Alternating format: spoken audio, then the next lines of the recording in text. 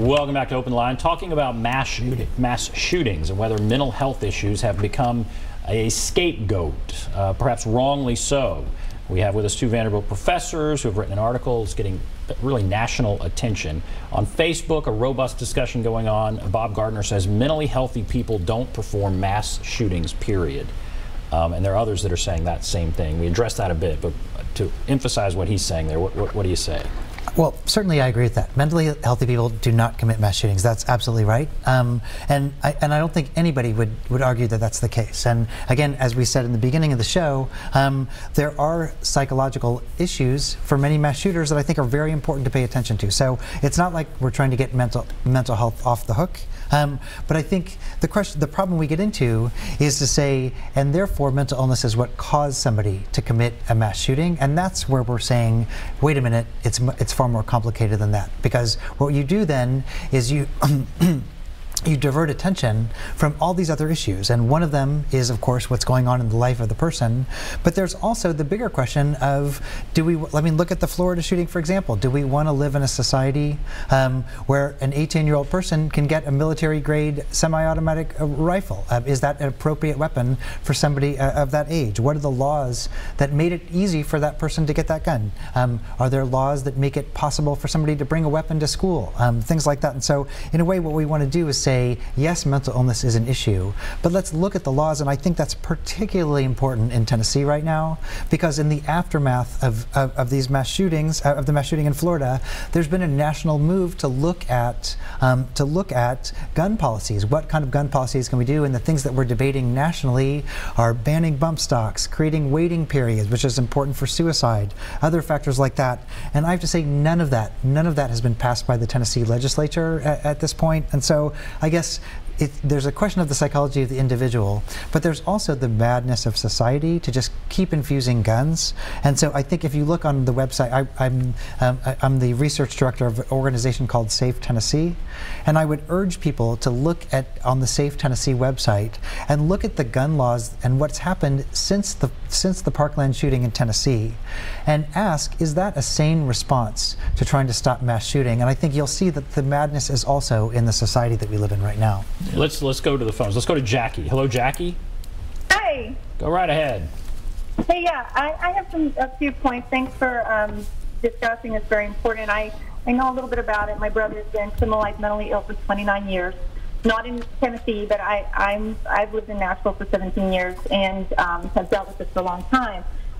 There are issues such as the biotypes of depression, which the one biotype that could be 20% of people that are, administered SSRIs could already have too much serotonin. And what I've read from Dr. William Walsh is that that is the type that have been proven to have been the violent and suicidal ideation. But there's a simple blood test that can be given to know if you're that biotype. That's one point. Second point is there's a simple swab test that can determine if this person's DNA can tolerate certain antipsychotic drugs. And my brother has never been helped by these drugs, and we're pursuing a lot of stuff on that front. And the swab test could save millions of dollars, much less people's lives. In the state where he lives, the police shoot and kill mentally ill people like him. And he's been criminalized and thrown in solitary confinement. And I know I give props to Sheriff Darren Hall last week for his mental health summit to try to stop the criminalization of mentally ill in Nashville.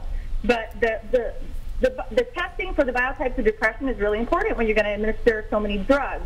And also things like titration. Titration is not administered as it should be, because the statistics are rising for mental health problems ever since the decade of the brain in the 90s, and that's when the school shooting started. Okay, well, let's talk about all that. All right, what do you want to say there?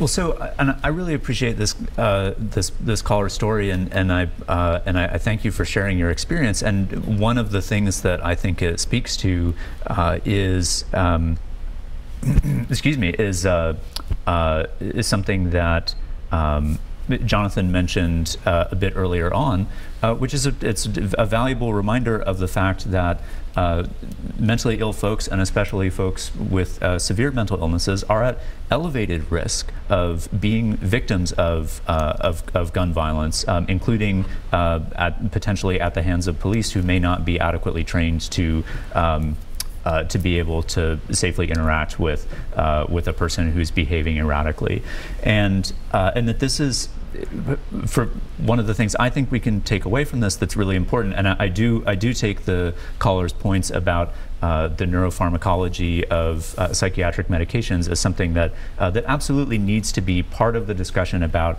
how people with mental illnesses can most effectively and most safely be treated.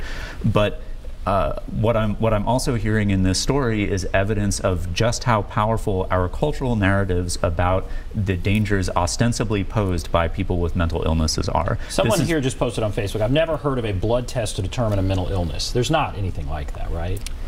Is there a blood test to determine mental illness? I mean, that's part of the issue, right? Is that even though the caller was talking about biotyping and DNA testing, unfortunately, there's no real scientific way to measure serotonin, and even if there was in this regard, it's not correlated. There are probably hundreds of neurotransmitters in the body. We're pretty good at measuring or assessing 3 of them, so it's only a teeny part of the story, and there's no statistical correlation. So in a way, I wish there was a case. I mean, honestly, I wish what the caller said was true.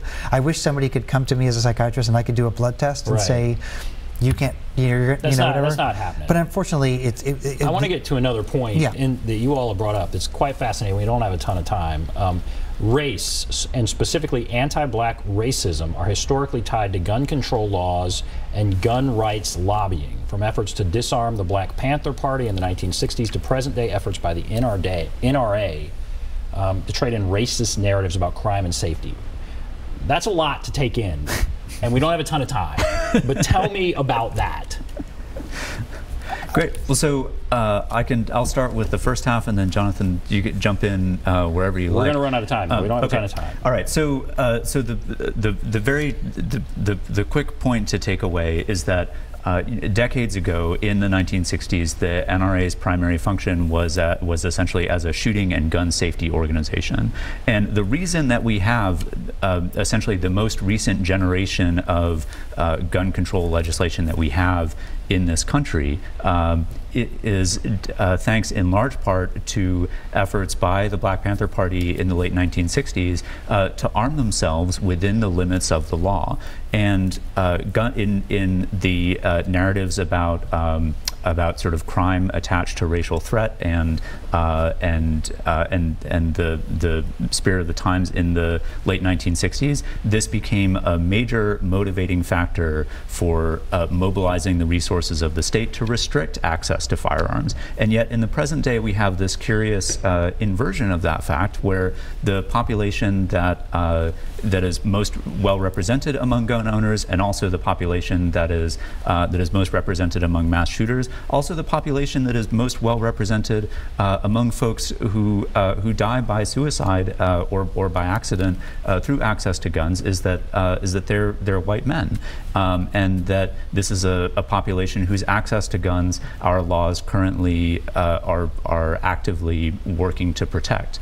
There's some fascinating language that you all talk about. We have to take a break. Just about how the Black Panther Party used some language like, we need to be able to rise up against the government should it get overbearing, and that's the same kind of language we're hearing now from not the Black Panther Party. All right, we'll take a break. We'll be back right after this.